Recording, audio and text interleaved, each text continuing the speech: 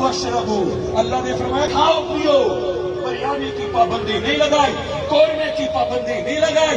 आज कौरमे की देख देख के कोई कहे कि मैं अरब में रह के आया हूँ, वहाँ तो कौरमा नहीं होता, तुम कैसे खाते हो? कोई कहे मैं वहाँ तो नहीं होता, ये कड़ी यहाँ की बिदअत है। हाँ हाँ, तुम्हें समझ ही नहीं है। रशिया के खाने और हैं, ऑस्ट्रेलिया के खाने और हैं, अमेरिका के खाने और हैं। पाकिस्तान के लोगों को तुम कच्ची सब्जियां और रशिया के अंदाज कहोगे तो वो नहीं मानेंगे। आपने फरमाया कुलू वशरबू, खाओ पियो, बस हलाल और हराम का ख्याल रखो, बाकी अपनी मर्जी से पकाओ खाओ, ये रब तुम्हें इजाजत देता है। इसी तरह अल्लाह ने फरमाया फल यफरहू, जब महसूस करो कि मुस्तफा आ गए हैं। पाकिस्तान वालों तुम अपनी मर्जी की खुशियां मनाओ, हिंदुस्तान वालों तुम अपनी मर्जी की खुशी मनाओ। अंदाज पे पाबंदी नहीं, न मस्जिद के बनाने पे न मुस्तफा की आमद पे। अगर तेरी मस्जिदें 14 सदियां पहले की दस की हैं तो हम भी मिलाद 14 सदियां पहले का मनाएंगे। अगर मस्जिद का अंदाज बदल गया, तेरे मीनार का अंदाज बदल गया, तो हमें भी नात का अंदाज बदलने दो, हमें भी आमद मुस्तफा के जश्न मनाने का अंदाज बदलने दो। हाज़रीन मुकर्रम, जो कि आप चल के आए और इतने ही वक्त के लिए मैं अपनी खुशी पर काबू नहीं पा रहा कि मैं कहूँ क्या इन बच्चों को, इन नौजवानों को, इन जुलूसों का मकसद क्या है। पहले तो हम कुरान की आयत पर अमल करते हैं जो कयामत तक रहेगी, फल यफरहू। 4 ताकीदें लगा के रब ने फरमाया नमाजी खुशियां भी मनाया कर, हाजी खुशियां भी मनाया कर, और खुशी हर एक ने अपने अंदाज से मनाई। आप पूछेंगे कि इसमें मेरे आका की मर्जी है? आज किबला शाह साहब मरहूम की मस्जिद के सामने मैं बताता हूं कि इस जुलूस में मेरे मुस्तफा की मर्जी शामिल है। आप पूछेंगे जुलूसों में आका की मर्जी, चरागा में और इस रोशनाई में आका की मर्जी? हाँ तो सुन, मेरे आका ने जब मक्का से मदीना हिजरत फरमाई तो अल्लाह के हुक्म से फरमाई, खुद नहीं गए मेरे आका। वजूहात जो भी थी, हुजूर ने रब की मर्जी से हिजरत फरमाई। अब ये 300 मील 450 किलोमीटर का फासला तय किया सैयदना अबू बकर सिद्दीक के साथ, और 3 किलोमीटर मदीना रह गया। पूछा कितना रहता है? आका इतना रहता है, डेरे यही लगा लो। 297 मील सफर तय करने के बाद चाहिए तो ये चले जाए मदीना में, मगर वो सोशल मीडिया का जमाना नहीं था, वो मैसेज का जमाना नहीं था। आका ने फरमाया इधर रुको, आका करीब है, यहाँ रुकना। कहा जाओ पहले उनको इत्तला करो तुम्हारा महबूब आ रहा।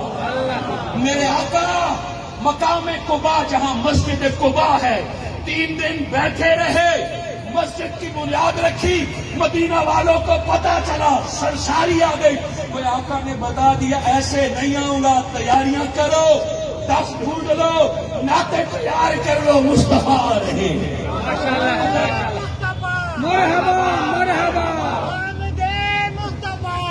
अगर आका अचानक चले जाते, दफ कहीं और होती, बनू नचार की बच्चियां घर में होती, कोई कहाँ होता, हुजूर चले जाते। तो आमद मुस्तफा खामोशी से नहीं होती, मुस्तफा इंतजार कर लेंगे, मगर आशिकों को तैयारी का मौका जरूर है। इस पर बड़ी गुफ्तगू हो सकती है, मगर इसी नुक्ते पर खत्म करता हूँ कि जब पता चला कि आका करीब आ गए, फिर पता है नए कपड़े पहने और तीर तलवार, हाथ में तलवार, बाजू में कमान, इस हाथ में नेजा। पूछो जंग करने जा रहे हो? पाकिस्तानियों तुम्हें नहीं पता, अरब में जब क्लाइमैक्स की खुशी मनानी हो, ईद हो या किसी का इस्तिकबाल हो, तो फिर तलवारें लेके हम मैदान में उतरते हैं, तलवारों से रक्स करते हैं। हर मर्द अपनी तलवार, अपना नेजा, 3 असलहा साथ लेके आका के इस्तिकबाल पे चल पड़ा।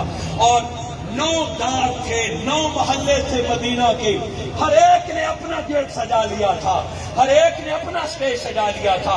घर के सामने पानी का छिड़काव किया कि यहाँ रुकते हैं, نبی یہاں سے گزریں گے ترلا کر لیں گے آقا آگے نہ جائیے یہیں پہ رک جائیے.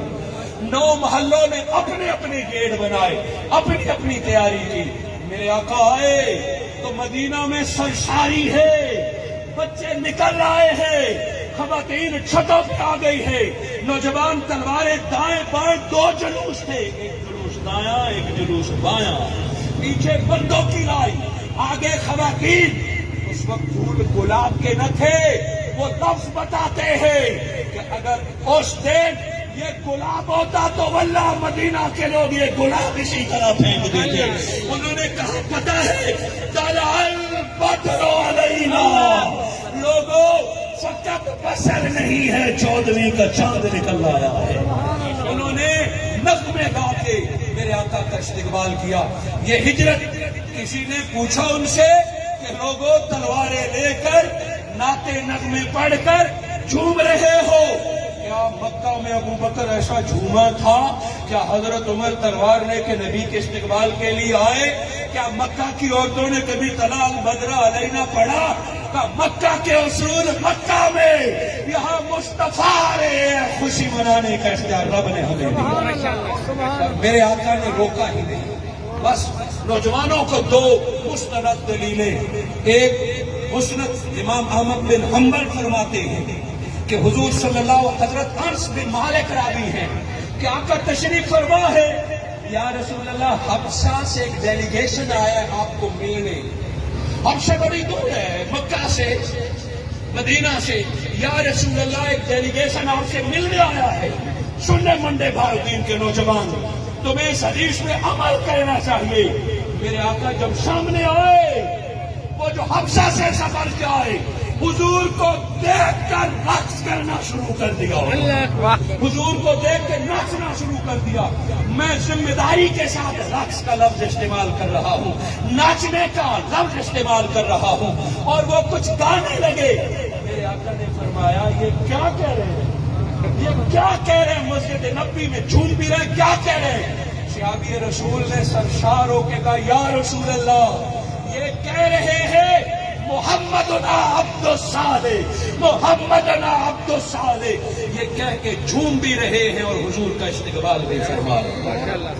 ابھی وہ جھوم رہے ہیں. دوسری روایت کی تطبیق کریں, حضرت عمر فاروق نے روکا. ایک روایت میں یہ اور وقت ہے, بہرحال جو بھی ہے وہ حبشہ والے ناچ رہے ہیں. میرے آقا نے حضرت عمر نے فرمایا کیا ہو گیا, مسجد نظر نہیں آ رہی؟ حضور نے فرمایا عمر کرنے دو. اور آپ نے فرمایا آپ کی زبان میں ترجمہ کروں, آپ نے فرمایا حبشہ والوں ذرا چنگا کر کے کرو, ذرا خوب کر کے کرو. اور میں دائیں بائیں سادات میں کھڑا ہوں, اگر اس گھرانے کی بات نہیں کروں گا تو یہ خوشی پوری نہیں ہوگی.